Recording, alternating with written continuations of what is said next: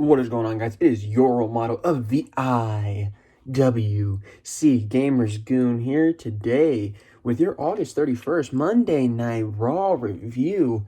Now, was this show good? Absolutely not. This show was not good by any sense of the word. This show was not a good show. Was it a terrible show? You can make the argument. But I will say this show was better than the last 2 weeks' shows. The last 2 weeks' shows were horrendous. This show at least wasn't as bad as the previous weeks. We go into this show. The whole premise of this show really was just to find the number one contender for Drew McIntyre's WWE Championship. There's really no need, if you ask me, to have this mini tournament, especially the way they ended it. I just wanted to have the match at Payback with Lee and Orton, because if you think about it, Orton was already next in line. Orton was already offered an opportunity for the championship by Drew McIntyre, so why would they need a number one contenders match? Just a little bit odd there that they would make this little miniature tournament just for that. And to start off the show, they also inform us that Rey Mysterio did get injured last night. Now, they didn't say it on there, but I believe the thing was a torn tricep. I saw something going around on Twitter about that. That it's probably going to be 4 to 6 months before we see Rey Mysterio get back in the ring. So it might be a while before we see Rey Mysterio back. But Rey Mysterio's replacement is actually going to be Dominic, who will be facing Seth later on in the night. Then we get off to the actual start of the show. We have Randy Orton kick it off with a promo. He says that Drew McIntyre thinks that he deserves the championship, but the only thing he deserves is a fractured jaw, and he deserves to feel pain. He said that Drew, he promised the fans that he'd hit a Claymore kick at SummerSlam, but the only kick that was went down at SummerSlam was Randy Orton. He's been kicking people for a long time now. Randy says that Drew thinks that he's entitled to things.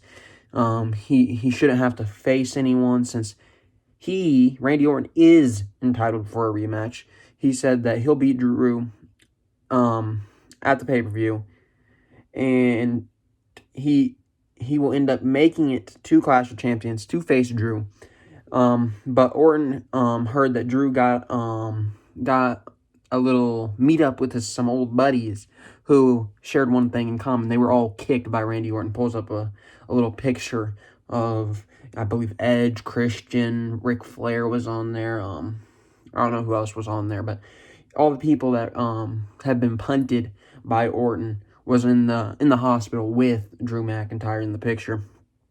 Then we have Keith Lee come out. Keith Lee, Prophet Lee, as I like to call him, comes out saying that Orton did his best to try to forget about what happened last night. That Lee beat Randy Orton last night. Lee says he thinks that things are different now because a victory like his over a legend killer like Randy means that Keith Lee should be the next in line for the championship, which I agree. That's if Keith Lee beats the number one contender, it makes all the sense in the world for him to be the new number one contender. It's simple logic. Do I think it's way too soon for Keith Lee? Yes. But is it simple logic? Yeah, absolutely. Absolutely. After he says that, we have actually Keith Lee saying that he believes that Drew McIntyre will make good on his receipts. And then Dolph Ziggler attacks him from behind and hits a DDT on Keith Lee, which leads into the match. But before we talk about the match, why is Dolph Ziggler, of all people, getting an opportunity to be the number one contender in the first place? Dolph Ziggler is a loser. He's been on Raw he doesn't deserve to be anywhere even remotely close to the WWE Championship. Dolph Ziggler's a loser. He already lost to Drew McIntyre. The story with Drew McIntyre and Dolph Ziggler is done. It's over. Why is Dolph Ziggler still getting chances? Why? It makes no sense to me. But we have Keith Lee versus Dolph Ziggler. And I don't even know how. Take this for what you will, but Keith Lee went longer with Dolph Ziggler than he did Randy Orton. Yes, you heard me correctly. Dolph Ziggler was booked to look stronger than Randy Orton against Keith Lee. Yeah, you heard me right. Keith Lee was actually on the defense for the early part in this match until he ended up hitting the shoulder tackle. But I'm going to talk about the shoulder tackle again later, so I'm just going to get it out of the way. The shoulder tackle looks ridiculous. It is almost as ridiculous as Braun's shoulder tackle. I'm not a fan of the shoulder tackles, sure, but the way that he just pushes them and they go flying, I'm not a fan of that. Not a fan at all. Come back from commercial, though. We see Dolph, he rakes the eyes of Keith Lee. Then he hits a famouser. Lee kicks out. Lee ends up throwing Dolph Ziggler up into the air. Does not catch him. Hits face first on the mat. Then he hits the power slam, and then he follows that up with a spirit bomb and beats Dolph Ziggler, as he should. He should have beat Dolph Ziggler a whole lot quicker than what he did on the show tonight. But they got their winner right.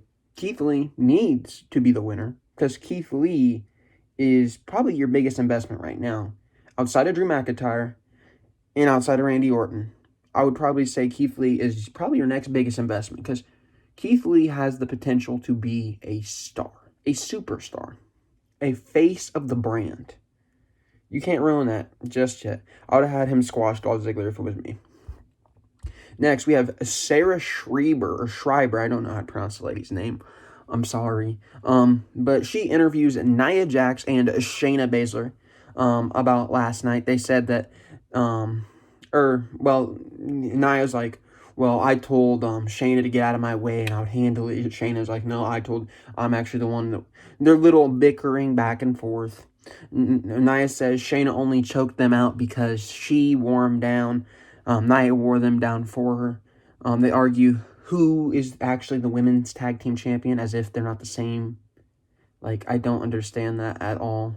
Please, somebody explain to me why we're arguing about, oh, well, I'm the real women's tag team champion. You're a tag team. It's not a singles title. So I don't understand that. But then we have Asuka come out, and Asuka really didn't have any need to be in here. She comes in dancing to her little hand motion crap. Comes in there, and they tell her she can't be there because she's not a tag team champion. So they kick her out. Then we get Nia and Asuka as they kicking Asuka out, and Nia and Asuka, they have a little stare down. Yeah, let me repeat that. Nia Jax and Asuka had a little stare down. That sounds miserable. Think about that. Nia Jax in the title picture, even though she's still holding those tag team championships, oh my God, that sounds horrible. That sounds miserable. That legitimately sounds miserable. If you want to just completely kill the women's division even more than you already have, do that. Put the title on Nia Jax. Have her be a double champion. Because not a single person will be interested in the Raw Women's Division if you do that. Not a single person. It's really disappointing. And we're going to get into it a little bit later here with Asuka in a minute. Their Women's Division booking tonight was terrible. Terrible. We actually next had Adam Pearce in the back telling security to go do their jobs tonight and don't let Retribution in the building. Yeah, I'll refer to that in a little bit too. Then we actually go back and we have Asuka in the ring being interviewed by Charlie Caruso, who asks who she believes is deserving of a women's championship match. She goes over everyone she beat. She's like, I beat Becky, I beat Bayley, I beat Sasha. And it doesn't matter because Asuka is ready for anything. Then we have Mickie James come down saying that Asuka should know that she's coming for the title. Then we have Natalya. Yeah, Natalya with Lana come on down. And they call Mickie delusional, thinking she needs to be a champion. She says Mickey's failed to evolve. She hasn't even got new gear. She hasn't got new gear. Hold on. I'm actually going to pull up an image of 2008 Mickie James and tell me she hasn't got new gear.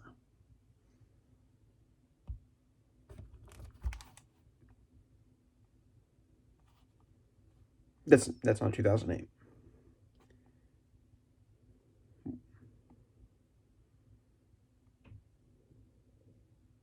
Yeah, that's the same gear. That's the same gear. That's the Wonder Woman gear. Yeah.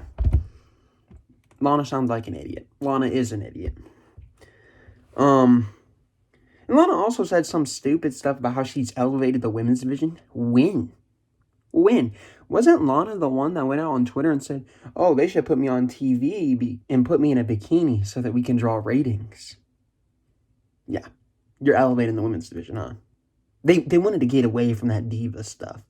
They wanted to focus on women's wrestling. You went out and tweeted that. You think we forgot about that? You think we forgot about that, huh? Well, we didn't. We didn't. But you're elevating the women's division, right? Name one good match Lana has ever had. I'll wait. If you can come up with a legitimate good match that Lana has, please leave it down in the comments below. I encourage you, because it's not possible. It's not possible. Lana's never had a good match. Lana says that if Mickie James wants to get to Natalya, that she has to go through Lana first. Now, correct me if I'm wrong, but Mickie James came out because she wanted to get a shot at the Women's Championship. She didn't say anything about Natalya. She didn't say, "I want to fight Natalya." She never said anything like that. So why is Lana saying, "Well, if you want to get to Natalya, you have to come through me"? She didn't want to get to Natalya. So why would that even matter? Lana seemed like an idiot this entire segment. An idiot. Absolutely ignorant. And also, why are any of these women even involved in the title picture? Asuka, you had Asuka take the title off Sasha. And like I said, I don't think the title should ever pulled off Sasha. I think it would have been much better off to take it off Bayley. Even though I like to see Bayley as the champion, just because I want to see Sasha go on a longer run. But this is what they've insinuated on this show. They've insinuated 4 women. They insinuated that we might see a Nia Jax versus Asuka feud, sounding miserable. Mickie James, who has been a failure since her return against Asuka. That sounds absolutely... Actually, that's probably the best scenario. That actually does not sound half bad. Then we insinuated that Lana was going to possibly be entangled in that. No, please keep Lana. Lana, go back to TikTok. Go back to dancing in front of a camera. Please, do not step in between the squared circles. Just don't. Save yourself. And Natalya, once again, one of the most iconic women's wrestlers of all time. She's a joke now. Simple. None of those 3 women deserve to be anywhere close to the women's championship, and neither does Nia. Absolutely miserable. Next, I don't know who thinks this is a good idea. We have Demi from The Bachelorette in the back with the Viking Raiders and Cedric Alexander. She kisses Ivar on the cheek. They go on about how they're going to win tonight. Why is Demi still on the... It's been 5 or so weeks since this woman has even been on the show the first time. She can't act. She's proven that. She sounded so scripted every time she spoke. Her little facial expressions, they even feel scripted. She has no place on a WWE show. No place. She doesn't have any wrestling background. She really doesn't know anything about the business, I would assume. She can't act. She's not a entertainer, since they want to be World Wrestling Entertainment. She's not an entertainer. She is from a reality television show. That audience does not translate. You can think all at once, it hasn't done anything for the ratings. They didn't. It legitimately has not done anything for the ratings. So why is Demi still on TV? Next, we actually get the match with Lana and Mickie James. Now, this match was miserable. Lana actually out here in the beginning was ragdolling Mickie James. Yeah, I know. Lana. Yeah. Because that's believable, right? You have a future Hall of Famer, a women's legend in Mickie James, a multi-time women's champion. She's done it in WWE. She's done it in Impact. She's done it all over. You have Mickie James go out there and sell for Lana. Lana, who she was one of those people that came from the modeling background. She ended up becoming a wrestler because they needed her to. She had no purpose beating or even having an upper edge on Mickie James. None. Absolutely none. Very disappointing. I'm going to be honest with you. It's like they're spitting in the face of Mickie James. It really is. It really is. Not only do they make her return miserable by making her come back into a TikTok feud. Yes, the feud was based off of her not having a TikTok. And then she's out here having a miserable match with Lana. And they expect me to think Mickie James is going to be in the women's title picture and actually win the championship. That sounds miserable. I feel bad for Mickie James. I really do. She's so much better than them. She's so much better than the booking they put her in, man. I swear. She can still go. Mickie ends up winning. She hits a spinning kick, and that might be setting up for Mickie James versus Asuka. But beating Lana does not mean you get a shot at Asuka. You don't beat Lana to get a shot at Asuka. I want to see you beat maybe a Sasha Banks, maybe a Shayna Baszler, maybe even a Bianca Belair. Speaking about Bianca Belair, where's Bianca Belair? She could be a much more like legitimate option here than a Lana or a Natalya or even a Nia Jax or Mickie James. I'm not going to complain about Mickie James too much because I think she could put on a good match with Asuka. It's just the booking around Mickie James has been miserable. But where's Bianca Belair been? Where's Bianca? Let me put this in your mind. Demi has gotten more TV time than Bianca Belair and Ali combined in the last 5 weeks. Because you know why? Because Bianca Belair has been on the show for maybe a total of maybe 10 minutes over the last 5 weeks. Demi, she's been on 2 or 3 segments every night. It's absolutely ridiculous. And then you want to know why I complain. Ridiculous.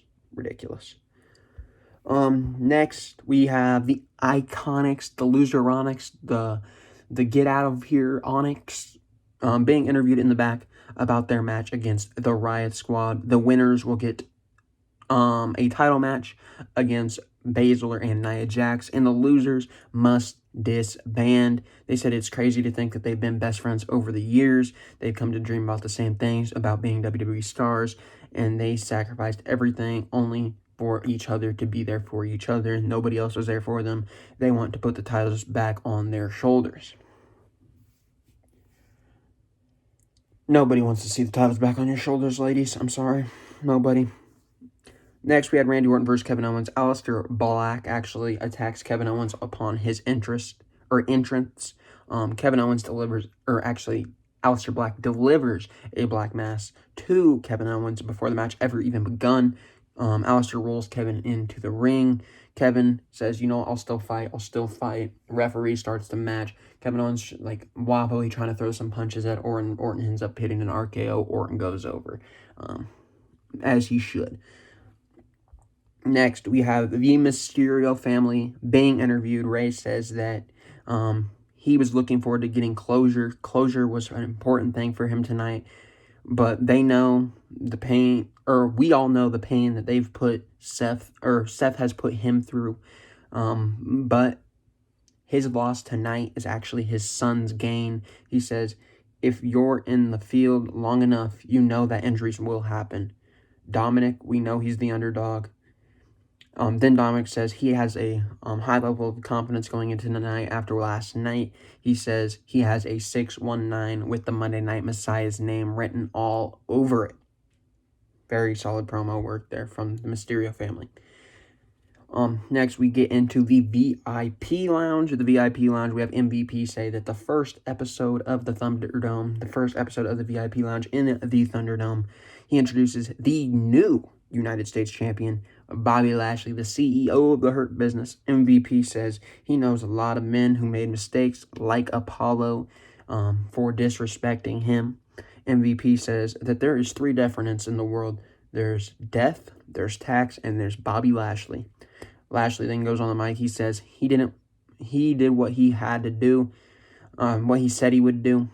But Apollo tried to get payback after the match, and he's not even mad because he would have done the same thing. Shelton then says he will beat him tonight in the underground. MVP says that they got to focus on the Viking Raiders and Cedric Alexander. MVP says Cedric, he's tried so hard to get to him. Cedric's music then hits. They start to think, is he going to join the Hurt Business? MVP says, have you had a change of heart? Cedric says, hell no. I didn't come down here alone either, and the Viking Raiders attacked the Hurt Business from behind. By the way, can we get this Hurt Business along with Apollo Crews and just... It's been 3 months that the Hurt Business has been intertangled with Apollo Crews. That's miserable for Apollo Crews. You don't know why he didn't have a memorable title run? It's because he's been in the same feud. Then we get the Hurt Business versus the Viking Raiders and Cedric, the actual match. Lashley and Eric were in there early. Lashley was dominant. The Hurt Business ended up isolating Eric early. Then the Viking Raiders ended up getting in there. They ended up isolating Shelton Benjamin. Then we saw MVP get in there. He ended up isolating Cedric Alexander. They were sitting there talking trash, saying, you could have been with us. You could have been one of us. Cedric then ends up hitting a roll-up pin out of nowhere after the Hurt Business pull up, or my bad, the sweeping of the legs on the outside. MVP didn't even get mad afterwards. He actually was clapping up Cedric Alexander as walking on his way back to the back. Not a good match, not a great match, not a bad match. It was just a match, to be honest. And Cedric Alexander looks like he is probably going to, if I'm going to assume, I assume Cedric Alexander is probably going to be the next one to get a shot at the United States Championship. I think that's probably where this is heading. The Hurt Business ended up attacking Cedric Alexander in the back after the match, trying to lure him, I guess, by thinking that they were actually proud of him, clapping him up. And next we actually have a celebration on our hands, ladies and gentlemen. Make sure you get like a nice cold water, a soda, whatever beverage you want. I'm gonna offer you guys cheers here. So, cheers. I'm gonna take a sip here. I spilled out my iPad, and I just knocked over my camera. But I don't really care. You know why I don't care? Because I've had the biggest smile on my face. We're actually going to throw confetti up for this one. I don't care, man. I really don't care. Bask in the glory. Thank God. We had the IIconics versus the Riot Squad. Yes, the I've never been excited for an IIconics match in my life, but this match was actually so good. You know why it was great? Because this match was the loser has to disband. Yes, the loser of this match had to end their tag team, had to end all interactions with each other. And you know who ended up losing this match? The IIconics. I'm not going to break it down. I'm not going to sit here and say this was a great match. This match sucked. All iconic matches are terrible. The Riot Squad ended up winning here. Thank God. This was actually the best news we've gotten all year. I'm going to be honest with you. The IIconics, they're no longer in a team. This is going to suck, though, because I assume that we might be going in for a Peyton singles run for maybe Asuka to face up in the future. But for right now, let me enjoy my happiness, because we don't have to see the Idiotics. We don't have to see the Loseronics. We don't have to see these terrible women's tag team wrestlers ever again in the same sentence as a tag team championship. So let me bask in the glory. Let me be like Keith Lee, man. Bask in his glory, for he is limitless. I don't care. I'm going to bask in the glory because the happiness of the IIconics being gone is absolutely limitless. I've had the biggest smile on my face ever since. I'm telling you, that was the greatest booking decision of 2020. I don't care about Keith Lee winning both titles in NXT after a great match. I don't care about any great matches. I don't care about the Boneyard match, which was great, by the way. this has to be my favorite match of all time. This might even be better than HBK and Taker at Mania 26. That's how fun I had with this match. Thank God the IIconics are done. And then all the stands on social media, they started typing their little Twitter fingers. That was fun too. Next, we have Seth Rollins in the ring. He cuts a promo saying that Murphy kicked him in the head last night, and then he got pinned by Dominic Mysterio. He says that he can't have mistakes tonight because he has a title opportunity on the line. Murphy, you leave. He doesn't want to see Murphy until Murphy figures out what side of history he wants to be on. He is a disgrace to Rollins. He then says that he will beat Dominic on his own tonight. Then he says, leave. And he kicks him out like he's kicking out a dog. Just says, go. Just go. It was a really nice segment there with Seth Rollins. Then we had Dominic versus Seth. I'm going to be honest with you. Once again, Dominic, I think, probably had my favorite match of the night. There really wasn't much else on this card, to be fair. It's not like I have a lot to compare it up against. But Dom came out early with a pep in his step. He ended up ending up having a solid match here. Didn't want to take too many notes on it because I was enjoying the match for what it was. I'm actually a fan of Dominic Mysterio, believe it or not. Dom hit the 619. He ended up missing the frog splash, and then Seth ended up hitting the curb stomp for the win. The correct winner, if you ask me, I did tweet it out. Just whatever. Just say screw it. Let's put the title on Dominic right away, because I'm really enjoying Dominic. It was more of a joke, but then he hits another curb stomp following the match as the Mysterio family watches in terror. So very good stuff from Dominic. Very good stuff from Seth. Seth is the right guy to win there, if you ask me. Next, we had Titus O'Neil in the Underground. Yes, I know. Titus O'Neil made his way out of catering. He made his way out, believe it or not. And he came on the Underground. He beat up two jobber dudes. I have no idea who they were. Then he ended up facing Riddick Moss. Moss actually ended up winning, so that tells you how much they think about Mr. O'Neil. Have fun going back to catering, Titus. Have fun. Next, we have the Street Profits. They said that they are there tonight to run up the score on Garza and Andrade. And then they showed the scouting report. They started having like questions. Is Garza even wealthy? Is Andrade even tranquilo? Stuff like that. Then they show Akira Tozawa pulling up to the Thunderdome with his ninjas. They say that Tozawa is not on the list tonight. He says, let me see the list. The list is blank. He pulls the guys, the dude with the list jacket, sees that the referee, gets rolled up, pinned. R-Truth is once again a 39 times 24/7 champion. Like I said, not a fan of the 24/7 title. Get it off. Next, we actually get into the Street Profits versus Garza and Andrade. I've been singing the praises of the Street Profits, man. I really have. I've told you that they deserve a long title run, but they only have 3 teams.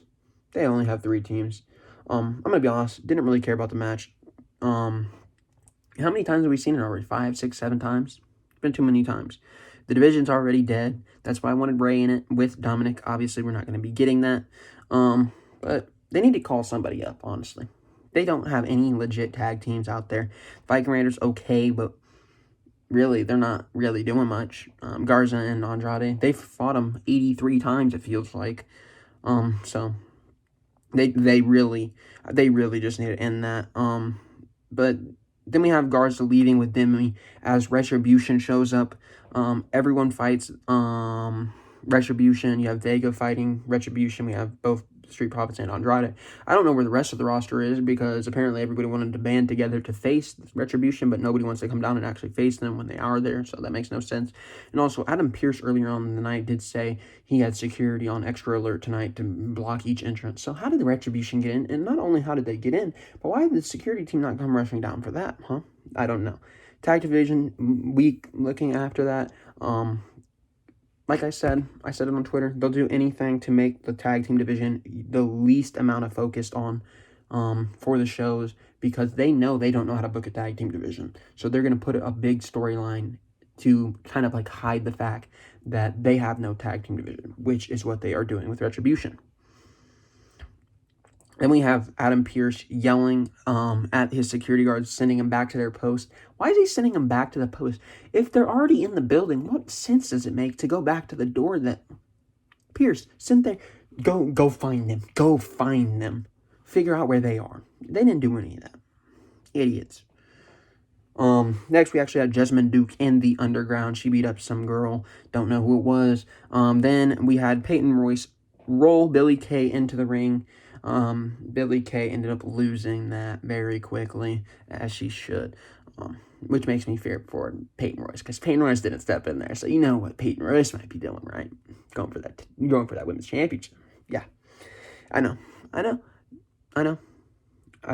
know I just made you make a trip to the bathroom to maybe gag up some leftover dinner, but I'm sorry. Next, we actually had Charlie Caruso interviewing Apollo and company, asking if it was wise to face Shelton Benjamin in the Underground tonight. Ricochet, Cedric, and Apollo all said that they were ready for tonight with whatever it would bring. Whew. Then we had Apollo versus Lashley in the Underground. The Hurt Business ended up attacking everybody, all three men. Apollo, it was a nice United States title run while it did last. Whether it was forgettable or not, I'm sorry. Apollo, he's no longer in the plans. I'm guaranteed he's not in the plans. Cedric Alexander's next. Apollo, back to catering. And that pains me to say, because Apollo is a world champion athlete. Pains me to say it. Next, we had Garza walking out of the arena with Demi, saying he didn't want her to get caught with Retribution. And then they run into Retribution. What timing. They were attacking security guards. Garza then ran away from Demi. Then Demi followed in step, running away, also as Retribution walked towards her. And then we got into the main event. We got into Keith Lee versus Randy Orton versus Seth Rollins. A match that I did not feel like taking many notes on. The one thing I will say is, once again, the shoulder tackle looks ridiculous.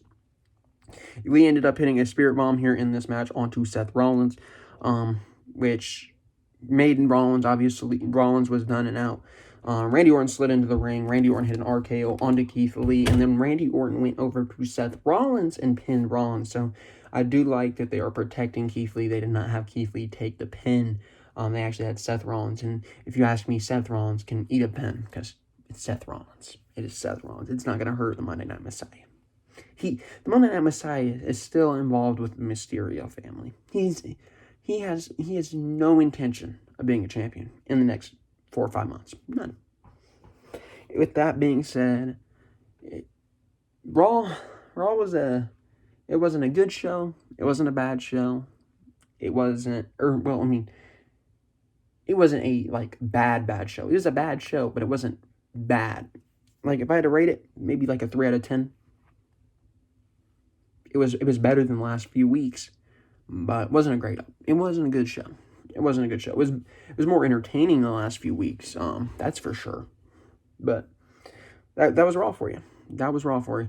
Anyways, we actually do have a big week ahead of us. We do have NXT tomorrow night. Now, I will not be reviewing NXT tomorrow night, but I will be reviewing/reacting to the main event of NXT on Wednesday morning. Yes, I will be giving you the ins and outs about that 60-minute Iron Man 4-way match with Ciampa, Balor, Gargano, and Cole. I'll be specified onto that match not tomorrow, but Wednesday. So make sure you're ready for that. Then Wednesday night, we got the AEW review as always. We're going to get that out on Wednesday night, right after the show goes off the air. Then Thursday, you won't be seeing it, but I'll be sitting down giving my all-out review or reaction or preview, I guess it is. And after that, you guys will get it on Friday. We'll be sitting down watching Saturday for All Out. Going to be on Twitter, GamersGoonYT on Twitter, over on Instagram, thegoongameryt. I will be over on Twitter going over All Out as it is live, and then immediately following after All Out, I will be sitting down and reviewing All Out for you guys. So, big weekend, once again, another pay-per-view weekend, another stacked week for you guys. You got the Raw review tonight. Wednesday morning, you're going to have the Fatal 4-Way review and overlook of that match. And Wednesday night, you're also going to get a AEW review. So 2 uploads on Wednesday. And then Friday, you're going to get the preview for All Out. And then on Saturday night, you guys are going to get the review of one of the biggest pay-per-views of the year, if you ask me. All Out's going to be huge. We got Mr. Maxwell Jacob Friedman become the AEW World Champion this Saturday. Anyways, I'm going to get on out of here. Like I said, go follow the Twitter, go follow the Instagram. And if you guys haven't seen it, I do actually have a merch now.